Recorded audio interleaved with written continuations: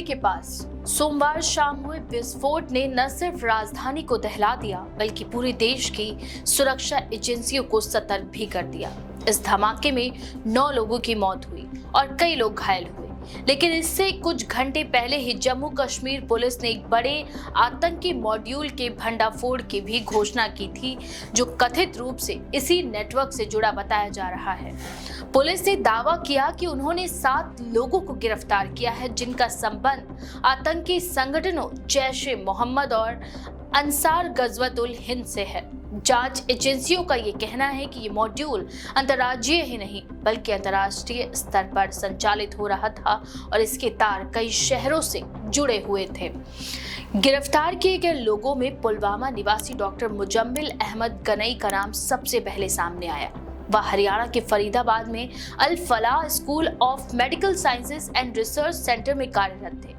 उन्हें वहीं से गिरफ्तार किया गया। दूसरा नाम अनंतनाग जिले के डॉक्टर अदील मजीद राथर का है, जिन्हें सहारनपुर से पकड़ा गया। दोनों डॉक्टरों की गिरफ्तारी ने जांच एजेंसियों को चौंका दिया, क्योंकि ये दोनों पढ़े लिखे पेशेवर थे जिनका काम समाज सेवा के दायरे में आता है। इनके प्रोफेशनल बैकग्राउंड ने सुरक्षा एजेंसियों को ये सोचने पर मजबूर किया कि आतंकवादी संगठन अब किस तरह से शिक्षित तबकों में अपनी पैठ बना रहे हैं और किस रणनीति से अपने नेटवर्क को आम लोगों के बीच छिपा रहे हैं। पुलिस सूत्रों के अनुसार इस आतंकी मॉड्यूल के कुछ सदस्य कश्मीर में सक्रिय थे, जबकि कुछ ने हरियाणा और उत्तर प्रदेश में अपनी गतिविधियां फैलाने की कोशिश की। जांच में ये भी सामने आई कि ये नेटवर्क सोशल मीडिया और ऑनलाइन फंडिंग चैनलों के जरिए संपर्क में था। फंडिंग का एक हिस्सा विदेशों से आता था, जिसे भारत में वैध चैनलों के जरिए इस्तेमाल किया जाता था ताकि किसी को शक ना हो। मुजम्मिल गनई और अदील राथर दोनों के फोन और लैपटॉप जब्त कर लिए गए। उनमें से कई चैट, एनक्रिप्टेड संदेश और संदिग्ध ईमेल मिले हैं, जिनकी जांच साइबर टीम कर रही है। अल फलाह विश्वविद्यालय और उसके संबद्ध मेडिकल कॉलेज का नाम भी चर्चाओं में आया, क्योंकि मुजम्मिल गनई वहीं कार्यरत थे। जांच एजेंसियां ये पता लगाने की कोशिश कर रही हैं कि क्या विश्वविद्यालय प्रशासन को उनकी किसी संदिग्ध व्यवहार की जानकारी थी या नहीं। कॉलेज प्रशासन ने सफाई दी है कि उन्हें गनई की किसी अवैध गतिविधि की कोई जानकारी नहीं थी और वे पूर्ण सहयोग कर रहे हैं। पुलिस ने यह भी कहा कि किसी संस्थान का नाम सिर्फ इसलिए नहीं जोड़ा जा रहा है कि वहां आरोपी काम करता था, बल्कि ये देखा जा रहा है कि क्या परिसर का इस्तेमाल किसी लॉजिस्टिक या विचारधारा प्रचार के लिए हुआ। गिरफ्तार अन्य लोगों के नामों का अभी आधिकारिक रूप से खुलासा नहीं किया गया है, परंतु ये बताया गया है कि ये सभी जम्मू कश्मीर, दिल्ली एनसीआर, सहारनपुर और अमरोहा जैसे इलाकों में जुड़े हैं।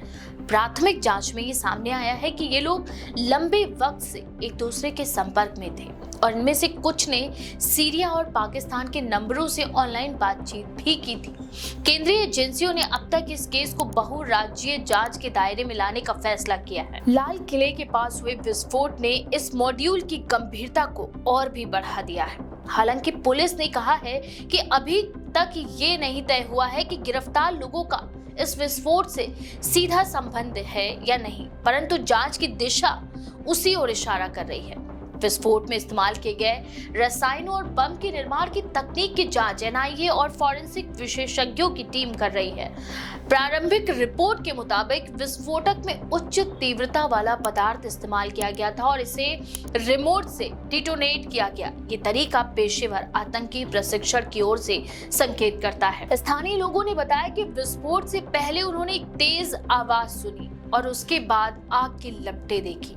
पुलिस ने इलाके को घेर लिया और सीसीटीवी फुटेज खंगालने शुरू कर दिए। एक अधिकारी ने कहा कि विस्फोट के बाद कुछ संदिग्ध लोग आसपास की गलियों में भागते देखे गए थे, जिनकी पहचान करने का काम जारी है। सुरक्षा एजेंसियों ने दिल्ली, नोएडा, फरीदाबाद और गाजियाबाद में अलर्ट जारी कर दिया है। जम्मू कश्मीर पुलिस के अधिकारियों का कहना है कि उन्होंने हाल ही के महीनों में ऐसे कई मॉड्यूलों की पहचान की है जो आतंकी संगठनों के लिए लॉजिस्टिक सपोर्ट का काम कर रहे थे।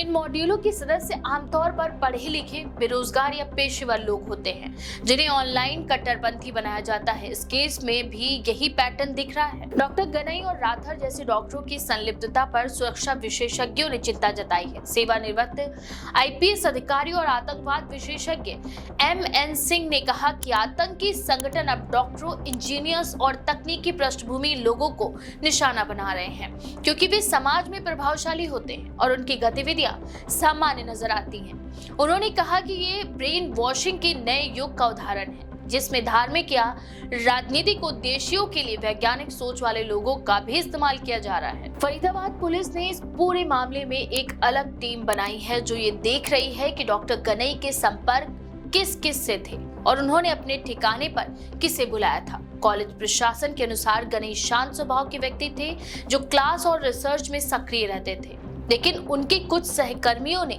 यह भी बताया कि पिछले कुछ महीनों में वे असामान्य रूप से चुप रहते थे और अक्सर लंबी छुट्टियों पर चले जाते थे। सुरक्षा एजेंसियों के लिए ये केस सिर्फ एक आतंकी मॉड्यूल का मामला नहीं, बल्कि आतंकी रणनीति के नए ट्रेंड का संकेत बन गया। जांचकर्ताओं का कहना है कि पहले आतंकवाद मुख्य रूप से घाटी या सीमावर्ती इलाकों तक सीमित था, लेकिन अब ये शहरी और शैक्षणिक संस्थानों में भी अपने पैर पसार रहा है।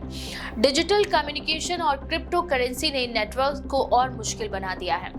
दिल्ली पुलिस ने इस बीच लाल किले के आसपास सुरक्षा व्यवस्था काफी हद तक बढ़ा दी है और मेटल डिटेक्टर, डॉग स्क्वाड और एंटी टेरर यूनिट्स की तैनाती कर दी गई है। विस्फोट में मारे गए लोगों के परिजनों को दिल्ली की मुख्यमंत्री रेखा गुप्ता ने 10 लाख रुपए की अनुग्रह राशि देने की घोषणा की है। प्रधानमंत्री कार्यालय ने भी इस घटना की रिपोर्ट मांगी है। केंद्रीय गृह मंत्रालय ने कहा कि जांच के लिए NIA और दिल्ली पुलिस की संयुक्त टीम बनाई जाएगी, ताकि ये सुनिश्चित किया जा सके कि कोई सुराग न छूटे। अधिकारी ये भी देख रहे हैं कि क्या विस्फोट का समय किसी विशेष संदेश या सांकेतिक मकसद से चुना गया था, क्योंकि यह ऐतिहासिक स्मारक के पास हुआ था, जो भारतीय पहचान और सुरक्षा का प्रतीक है। जांच अभी शुरुआती चरण में है, लेकिन 7 आरोपियों की गिरफ्तारी से एक महत्वपूर्ण दिशा मिली है। सुरक्षा एजेंसियों का मानना है कि ये मॉड्यूल व्यापक नेटवर्क का हिस्सा था, जो देश में आतंकी घटनाओं की श्रृंखला की तैयारी कर रहा था। यदि इसे समय रहते नहीं पकड़ा जाता तो आने वाले दिनों में और भी गंभीर घटनाएं हो सकती थीं। लाल किले के विस्फोट और उससे पहले इस मॉड्यूल के भंडाफोड़ ने एक बार फिर ये दिखा दिया कि भारत के भीतर छिपे आतंकी नेटवर्क कितने जटिल, संगठित और खतरनाक हो चुके हैं।